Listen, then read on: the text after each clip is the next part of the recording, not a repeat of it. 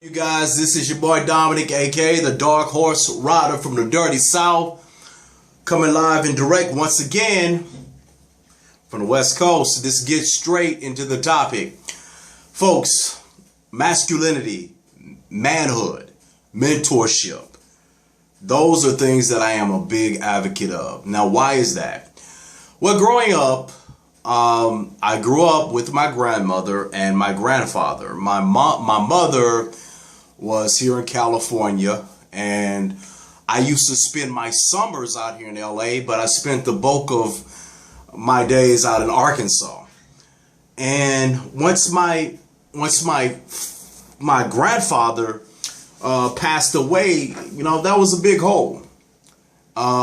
Here I was at 10, 11 years old, and I was thrust with this 60-plus-year-old lady, and I'm by myself, and I didn't know how to be a man. I didn't have anybody to tell me about the first date at one point. Then lo and behold, it was something that my grandfather did before he passed away. He was a deacon in the church that I went to, and he was real close to the other ministers the other deacons at the church, and they stepped up to the plate. And I had one deacon who taught me how to drive. Thank God I didn't kill us both. I had another deacon who invested time in me and picked me up and took me to church and things of that nature and spoke into my life, if you will. I had another minister, another deacon who was just I guess you could say a good, strong black man in that community. And he always stressed to the kids in that church the importance of going to get an education. I had a lot of groups of men in that community that I came from who stepped up to the plate and filled in the gap for me. As well as I had my godfather that came along later. And it's funny because how I met one of my godfathers was this girl that I liked in the 7th grade. And of course it didn't work, right? But her father took a liking to me so much that he's like, you know what? I see a lot of greatness in you, and I want to help you. And he basically became my godfather. Hell, I became so close to him that I was like, man, I don't even want to date your daughter no more. Because I saw in him a man that was what I ultimately wanted to become. This was a man that had a wife, had a family, had 2 daughters, successful, had a successful career. He wasn't in no scandal. He took care of his family, was a responsible man. And it reminded me so much of what my grandfather was before he passed away. My grandfather, he would get up at 4:30 in the morning and come back at 6. And he would have that check ready for my grandmother. And she would go on these shopping sprees and doing all this kind of stuff. And my grandfather was a provider, a protector. He was a hard worker. Men in that generation typically were hard workers. So in that sense, I felt like growing up, I was a bit of a throwback. And most of the dudes that I knew that grew up similar to me. A lot of the men I knew grew up in that town in Arkansas, were sort of similar to me, had that same sort of background. In many instances, many of these cats didn't know their dad, but you had so many men who stepped up to be mentors, to fill in the blank. Now, it's not the same at times as having your own quote unquote dad, but man, it sure helped. You see what I'm saying? And the reason that I'm doing this video is because there are a lot of men who are in their 30s and 40s and 50s that have never humbled themselves enough to go and reach back and get mentorship. That's why psychodevelopmentally speaking, they are, say, 40 years old, 50 years old, 30 years old, whatever the case may be. However, they still are trapped in the mind of a 12-year-old boy.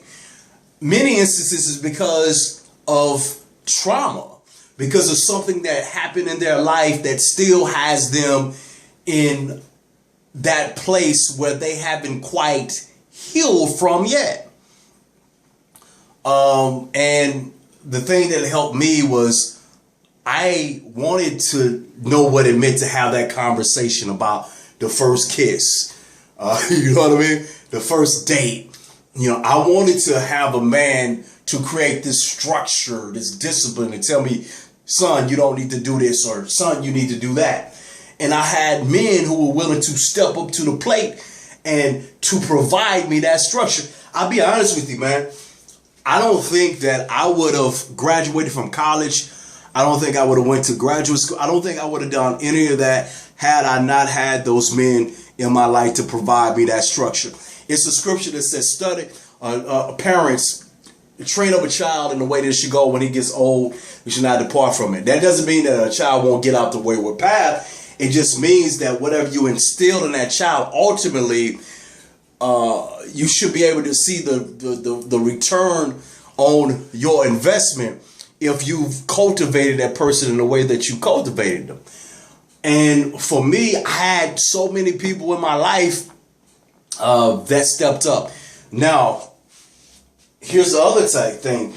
Because I also had a lot of rejection issues, that rejection in many instances kept me a lot of times from accepting a lot of things. There's a lot of decisions that I made that have ultimately kept me from being successful or being as far ahead as I should be right now because of some seeds that I planted years before. Now, that doesn't mean that I hadn't finally started to right the ship and I'm going in the right direction. It just means that because of those decisions, I stifled my productivity to the point that I'm not where I believe I should be at yet. Now, it's a scripture that says, take your crooked paths and God will make them be straight. That is so true. That is so true. I see that in my own life. Now, the purpose of this video is just to say, for the men who say, I don't really know how to be a man, I think it is so important for other men to reach out to other men. Reach out to men that are successful and are doing the thing that you want to do. Who and looking at it from a position of, look at their character. See, sometimes people that are married, for example, say, well, I look at my buddy, one of my best friends, he's married. Both of mine, I'm like the only cat in my clique that's not married, right? I'll look at them because they're good men, they're successful. So when and if it is time for me to get married, guess who I'm going to talk to? I'm going to talk to them because they love their wives and they're successful men in a sense of they have great character. They treat their wives like women should be treated. And those are the type of men that I can aspire to, right? Responsible type guys.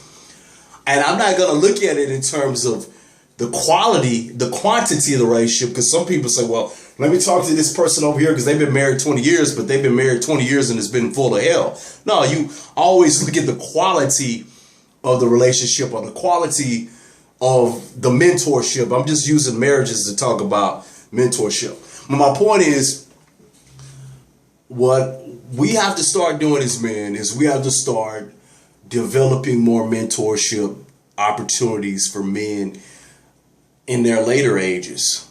Because it's easier to say, well, it's too late. We need to just focus on the youth. True enough, we do need to focus on the youth. However, how are we going to focus on the youth if the men are jacked up because psychodevelopmentally speaking, they still think and act like children because those same men will go back and teach those youth bad habits. So that lets me know that we need to focus on training these men on how to be men. Little things on how to be responsible. I have a job right now, and I'm not going to go too far and tell you what I do. But I see it every day. I see men who really don't know how to be men. Some of these men have the best intentions. However, they just don't know. They don't understand their assertive nature. They just wait back on the world and just be handed to them.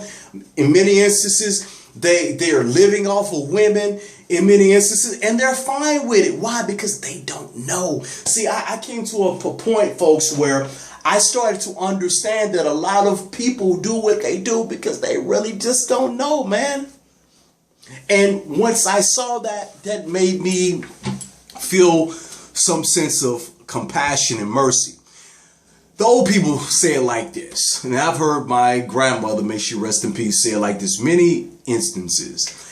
She said, Dominic, if you know better, you'll do better. And for many people, they don't know better.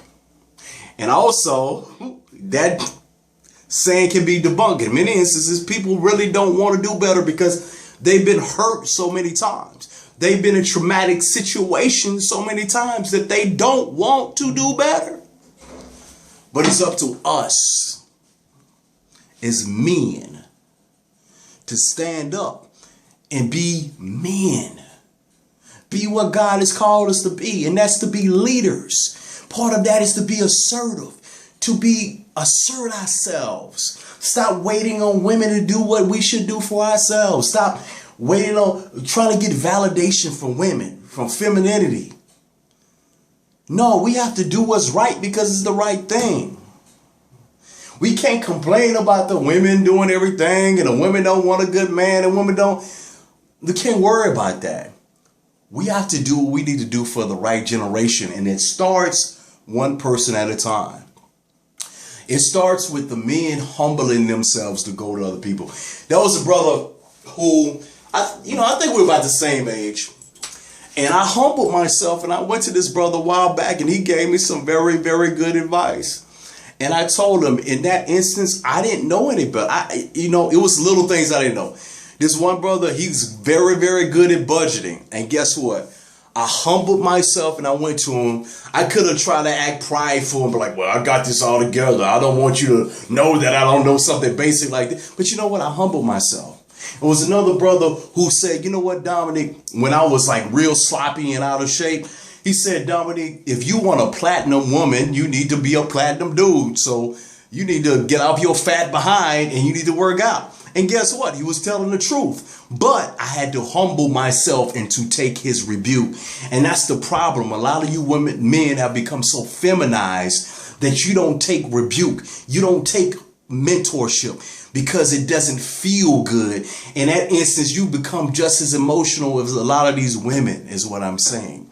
Men, it's all about asserting yourself. It's all about being a leader. It's all about going out there and getting it. When I decided I wanted to graduate from college, I didn't like, okay, mama, what you want me to do? Okay, I don't know where to go. No, you know what? I asserted myself.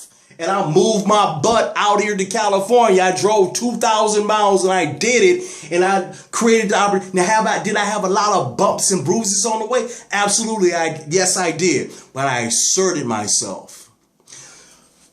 Let me say this. God honors faith.